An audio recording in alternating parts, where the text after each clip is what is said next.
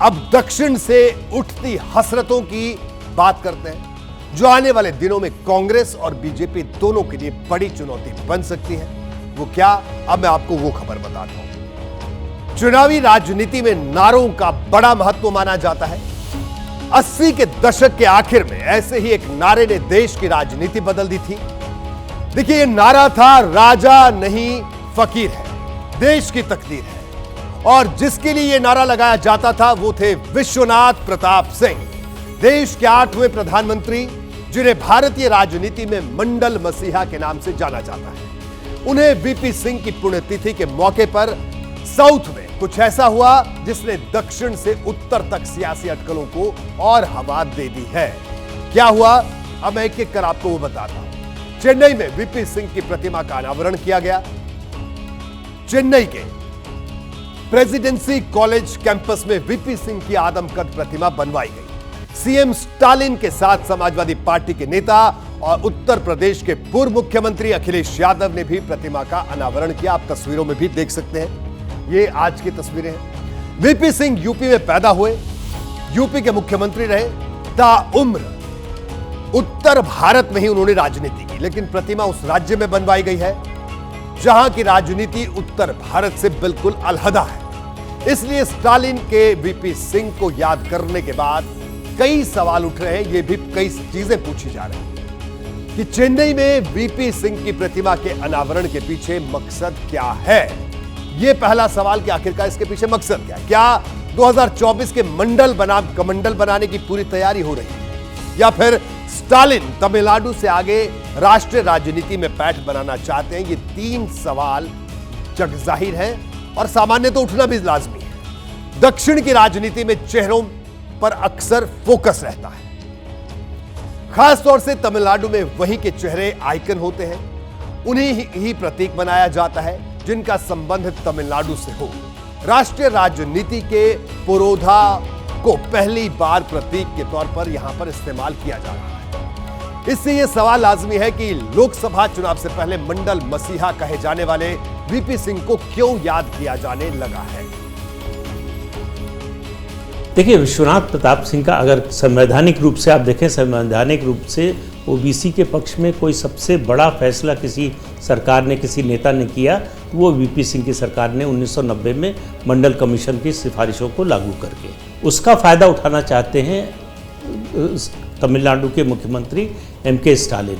और उनके नज़र से और बाकी जो इंडी अलायंस है उन पार्टियों को लग रहा है कि ये 2024 का सबसे बड़ा मुद्दा बन सकता है। लेकिन यह कहना भी गलत नहीं होगा कि वीपी सिंह के बहाने स्टालिन डीएमके की पहचान तमिलनाडु की चौहद्दी से बाहर नेशनल लेवल पर पहुंचाना चाहते हैं। दक्षिण से असदुद्दीन ओवैसी और के चंद्रशेखर राव पहले ही राष्ट्रीय राजनीति में आ चुके हैं। स्टालिन को भी यह मौका मुफीद नजर आ रहा है। मैं आपको बताता हूं कि कैसे, इसके पीछे की वजह आपको गिनवाता हूं। देखिए, स्टालिन की पार्टी डीएमके और अखिलेश यादव की पार्टी समाजवादी पार्टी दोनों इंडिया अलायंस का हिस्सा है। वही इंडिया अलायंस जो जोर शोर से बना था, जिसकी 3 बैठकें हुई, लेकिन 5 राज्यों के चुनाव ने अलायंस की शक्ल बदल दी। मध्य प्रदेश में अखिलेश यादव और कांग्रेस के बीच हुई तनातनी किसी से छिपी नहीं है। वैसे बात इतनी ही नहीं है, इंडिया अलायंस में अभी तक नेतृत्व को लेकर कोई फैसला नहीं हुआ। इस रेस में नेशनल पार्टियों से लेकर क्षेत्रीय क्षत्रप तक शामिल है। ऐसे में स्टालिन भी पीछे नहीं रहना चाहते और इसका पुख्ता वजह सामने अब आ चुकी है। तमिलनाडु में लोकसभा की 39 सीटें हैं। लोकसभा की 39 में से 38 सीटों पर डीएमके अलायंस का कब्जा है, यानी स्टालिन की पार्टी का कब्जा है। यह आंकड़ा बड़ा दिलचस्प है और जानना भी जरूरी है। इंडिया अलायंस में कांग्रेस के बाद डीएमके ही सबसे ज्यादा सीटों वाली पार्टी है, लेकिन अखिलेश यादव और स्टालिन के साथ आने से इंडिया गठबंधन को भी टेंशन हो सकती है। इंडिया अलायंस में कुल 26 पार्टियां हैं, लेकिन वीपी सिंह की प्रतिमा अनावरण के मौके पर सिर्फ अखिलेश यादव को बुलाया गया। इसका मकसद क्या हो सकता है, जानकारों से इसको भी समझिए। बीजेपी के सांस्कृतिक राष्ट्रवाद से निपटने के लिए कोई हथियार, औजार कौन सा मिल सकता है, ये छटपटाहट के तहत ये सारी चीजें हो रही। देखिए, बात जो भी हो, चेन्नई में लगे वीपी सिंह की प्रतिमा के दो फायदे डीएमके को हो सकते हैं। पहला, राष्ट्रीय राजनीति में आने का क्लियर मैसेज दिया जा सके, और दूसरा यह कि पार्टी का जो सपोर्ट बेस है उसे कंसोलिडेट किया जा सके। वहीं अखिलेश यादव को साथ लाकर उत्तर भारत की राजनीति में पैठ बनाने की स्टालिन की ख्वाहिश परवान चढ़ सकती है। मैं आपको विस्तार से यह भी बताता हूं कि कैसे। अब जरा इसको समझिए। सियासी लिहाज से उत्तर प्रदेश देश का सबसे बड़ा राज्य है, जहां लोकसभा की सबसे ज्यादा 80 सीटें हैं। इसके साथ ही समाजवादी पार्टी का बेस उत्तर प्रदेश ही है। स्टालिन इस बात को बखूबी जानते हैं कि मौजूदा वक्त में बीजेपी को समाजवादी पार्टी की ही टक्कर दे सकते हैं उत्तर प्रदेश में। इसलिए उत्तर भारत के तमाम सियासी क्षत्रपों में से सिर्फ अखिलेश यादव को ही बुलाया गया। अखिलेश यादव ने भी चेन्नई से दिल्ली की सत्ता को चुनौती देने में देर बिल्कुल नहीं। के स्टैच्यू लग जाने के बाद वो लोग जिन्हें हजारों साल से न्याय की उम्मीद थी, बराबरी की उम्मीद थी, वो और हमारे साथ खड़े होकर के इस लड़ाई को और मजबूत बनाने का काम करेंगे। देखिए, समाजवादी पार्टी का साउथ में वजूद ना के बराबर है। यही हाल डीएमके का उत्तर भारत के राज्यों में है। ऐसे में एमके स्टालिन और अखिलेश यादव का वीपी सिंह की प्रतिमा के अनावरण के पीछे दो मकसद हो सकते हैं। पहला, सवर्ण समाज को यह संदेश देने की कोशिश कि वो उस शख्स का सम्मान कर रहे हैं जिसने देश के लिए निजी फायदा नहीं देखा, और दूसरा ये कि सामाजिक न्याय की जिस लड़ाई का आगाज वीपी सिंह ने किया था उसे आगे बढ़ाने में कोई कसर नहीं छोड़ेंगे। अगर मंडल और कमंडल या मंडल को टूल, पॉलिटिकल टूल की तरह कोई मानता है तो यह निसंदेह ये गलत बात है, क्योंकि मंडल कोई टूल नहीं है। मंडल एक अधिकार है, संविधान के तहत आरक्षण का प्रावधान है, और उस आरक्षण के प्रावधान के तहत ही समाज के अंतिम पायदान पर बैठे हुए व्यक्तियों को हक दिलाता है मंडल कमीशन। और उस हक दिलाने में जो योगदान है वीपी सिंह जी का, वो कभी नहीं भुलाया जा सकता। जातीय जनगणना इंडिया अलायंस का मुख्य मुद्दा है। समाजवादी पार्टी और डीएमके भी इसे लेकर मुखर रहे हैं। इसलिए चेन्नई में भी वीपी सिंह की प्रतिमा के अनावरण को सियासी फसल काटने के नजरिए से देखा जा रहा है। सियासी जानकार क्या कहते हैं, ये भी सुनिए।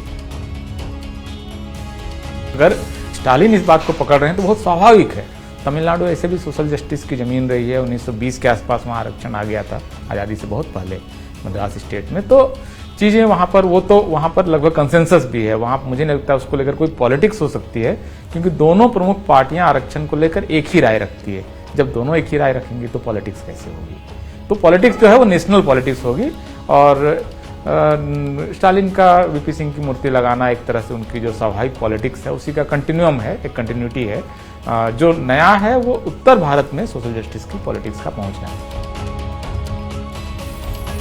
विपक्ष भले ही जातीय जनगणना के मुद्दे पर बीजेपी को घेरने की रणनीति बना रहा है, लेकिन मंडल बनाम कमंडल की लड़ाई खास तौर पर जटिल होती जा रही है। बीजेपी हिंदू वोटों को मजबूत करने की कोशिश कर रही है, लेकिन इसके सियासी नफा नुकसान को लेकर भी सचेत है।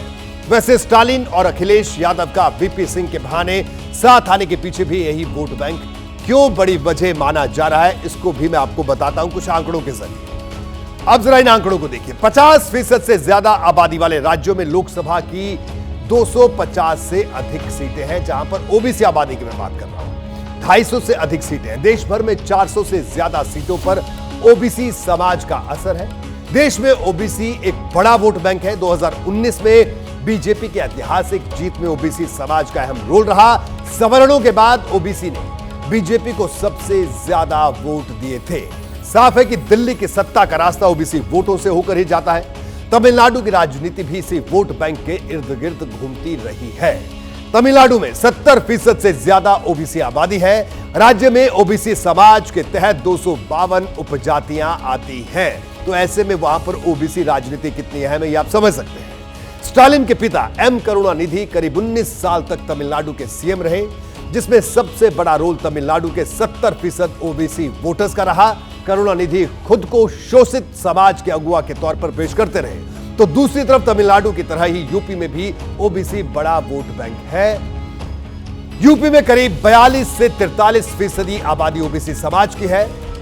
लोकसभा की 50 में से ज्यादातर सीटों पर 50 से ज्यादा सीटों पर ओबीसी वोट विनिंग फैक्टर है, इस बात से भी इनकार नहीं किया जा सकता है। उत्तर प्रदेश में, यूपी में ओबीसी समाज में सबसे ज्यादा आबादी यादव समाज की है, जिसे समाजवादी पार्टी का कोर वोट बैंक माना जाता है। लेकिन पिछले कुछ साल के दौरान बीजेपी ने भी ओबीसी समाज में गहरी पैठ बनाई। यूपी की ही बात करें तो योगी सरकार में ओबीसी समाज के 21 मंत्री हैं मौजूदा दौर में। पिछले साल नवंबर में बीजेपी ने वाराणसी में काशी तमिल संगमम का आयोजन किया था। करीब 1 महीने तक चले इस महोत्सव का उद्घाटन प्रधानमंत्री नरेंद्र मोदी ने किया था। समारोह में तमिलनाडु के 12 प्रमुख मठों के महंतों को सम्मानित किया गया। तमिलनाडु के कल्चर को दुनिया के सामने रखा गया। 1 महीने के दौरान 3000 से ज्यादा लोग तमिलनाडु से वाराणसी पहुंचे थे।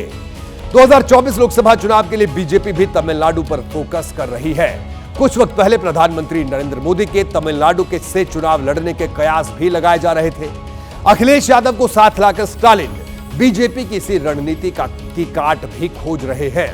इसमें कितनी कामयाबी मिलती है ये तो वक्त ही बताएगा, लेकिन चेन्नई से स्टालिन और अखिलेश यादव ने 24 की चुनावी रणनीति में नए समीकरण बनाने का इशारा दे दिया है। जैसे ही घड़ी का काटा दोपहर 2:30 पे आए, बबीता जी का दिल सास बहू साजिश के लिए मचल जाए। और ये है इनकी बहू, पूरे दिन ऑफिस की टेंशन हो जाए गॉन जब ये करें अपना फेवरेट शो फ्री टाइम पे ऑन। इनकी तरह आप भी देखें अपना फेवरेट शो अपने टाइम पर और डाउनलोड कीजिए एबीपी लाइव ऐप अपने स्मार्ट टीवी पर।